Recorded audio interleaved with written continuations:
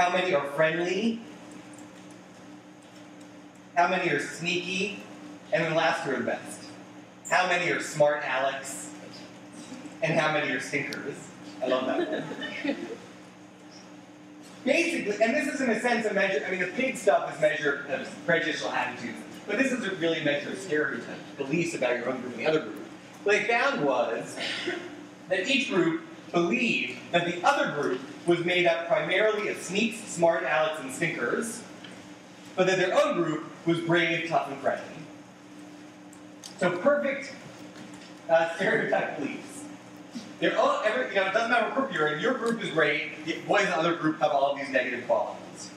So the conflict led to unfavorable categorization of the outgroup, the other group, and a more favorable view of your own group.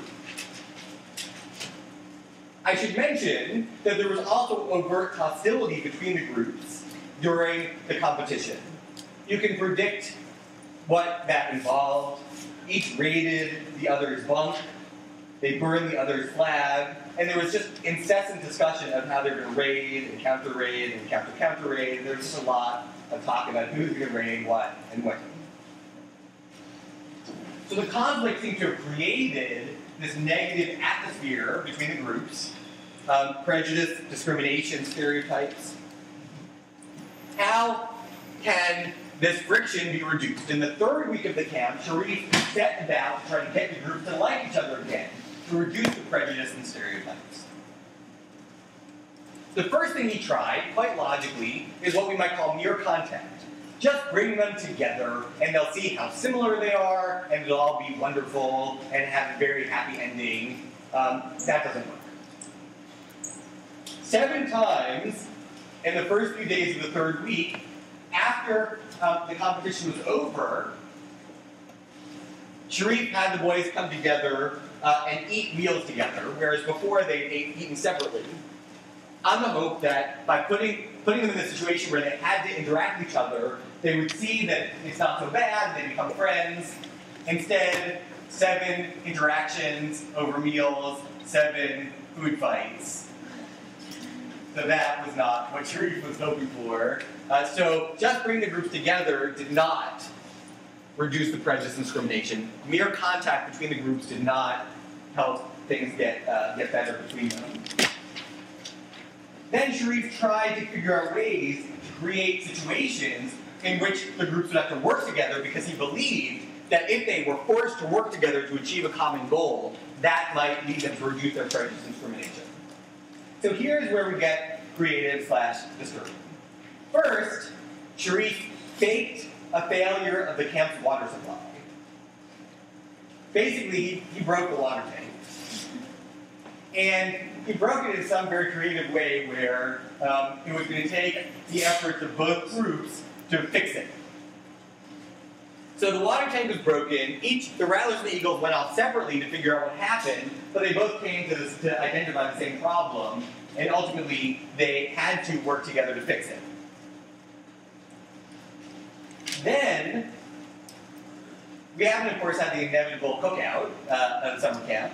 So there was a truck that was supposed to carry the food for cookout to the cookout site, and Sharif arranged for the truck carrying the food to get stuck in the mud. And there was no way for just the Rattlers and the Eagles to push the truck out of the mud by themselves. You needed the efforts of both the Rattlers and the Eagles to push the truck out of the mud. So they worked together, they got the truck out of the mud, and hey, it was not so bad. Now, with these joint efforts where the two groups were sort of forced to work together to achieve some common goal, the rates of name-calling, so this sort of prejudicial attitudes measure, name-calling rates went down. So the groups were less likely to call each other pigs and other words like that. They also had the campers do trait ratings of the groups again at this point in the third week. And what they found was there was significant reduction in the assignment of negative traits to the other group, and a slight reduction in the use of positive traits for one's own group. So after having worked together with members of the other group, the boys were less likely to say that the other group was all smart Alex and stinkers. so they had less negative impressions of the other group. And interestingly, they also toned down their positive view of their own group, saying, well, maybe my group isn't quite as great as I thought it was either. Here's, I think, where Sharif just sort of crosses the line a little bit.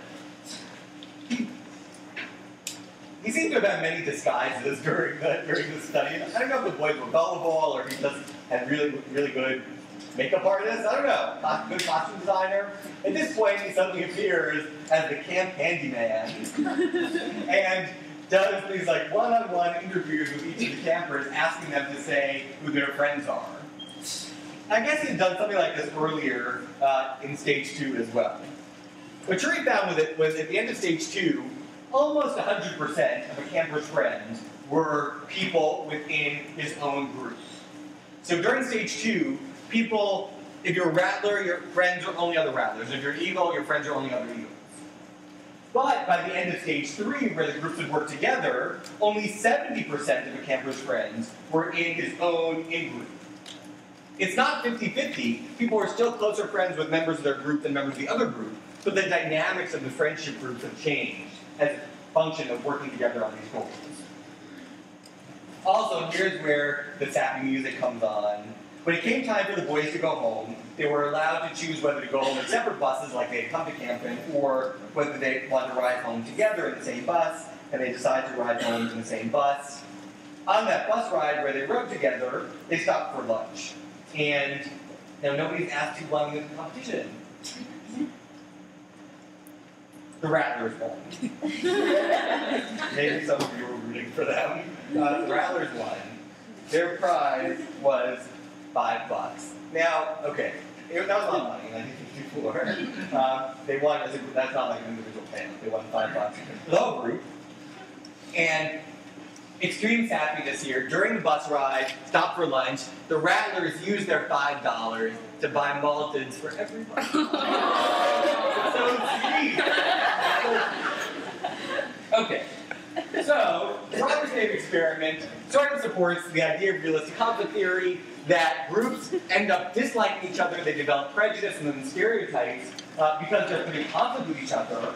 But if you do something to reduce the conflict, and make the groups have to work together on some superordinate goals, they have to cooperate to achieve some bigger goals, that actually does seem to be effective in reducing the prejudice and reducing the stereotypes. So Roberts Cave is usually used as a prime piece of evidence in support of realistic conflict theory. There is, however, one big problem. I'll raise the problem now, and we'll talk more about it on Thursday, which is that realistic conflict theory says the groups dislike each other because of conflict. That would suggest that when the Rattlers and the Eagles met each other, when they knew each other existed, but before the tournament started, before they were put in conflict, they should have just been very happy with each other. But that wasn't the case at all. They disliked each other from the very time they saw each other, before the tournament was even announced, before there was even any conflict.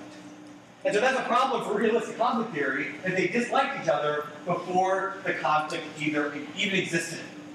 So I'm going to stop there. Tomorrow we'll talk about an alternative model that takes into account the fact that groups did not like each other to begin with. We'll also talk about cognitive approaches to the study of prejudice and stereotypes. So I'll see you tomorrow.